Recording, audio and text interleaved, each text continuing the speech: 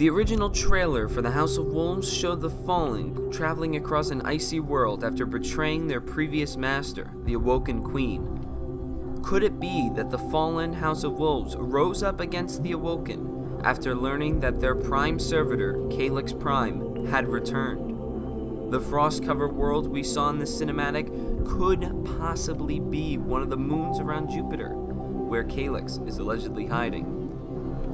Today, brought to you a theory from the Bungie forums.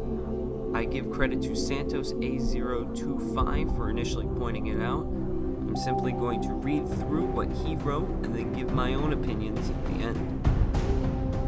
According to the Destiny Wiki, Kailiks Prime is the prime servitor of the fallen House of Wolves. Kailiks has been missing, however, ever since the Queen of the Reef merged the house into her realm, but some believe it to be hiding among the moons of Jupiter.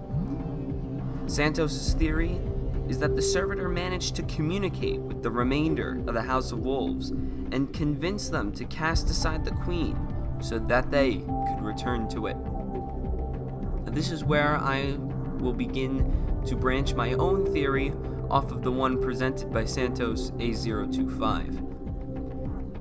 Now, we do know that there will be another raid before the launch of Comet. Now, this raid will most likely take place on the moon of Europa as a continuation of the House of Wolves story. Now, we do know that Kailiks Prime is most likely on Europa. Based off of what Santos said before, the fact that the cinematic is covered in ice and snow matches what Europa's terrain would be like.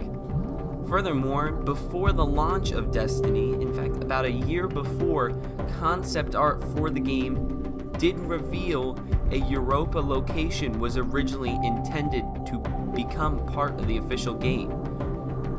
Bungie, always using old concepts to create new maps, most likely will take this into account and create a new Europa raid for us to play in, and possibly finally destroy the remainder of the fallen House of Wolves. Thank you guys so much for watching, and I will see you next time. Don't forget to join me next week, where I will take a look at why the Queen's brother is not present during the entirety of the DLC, largely based in the Reef, and where he could possibly be now.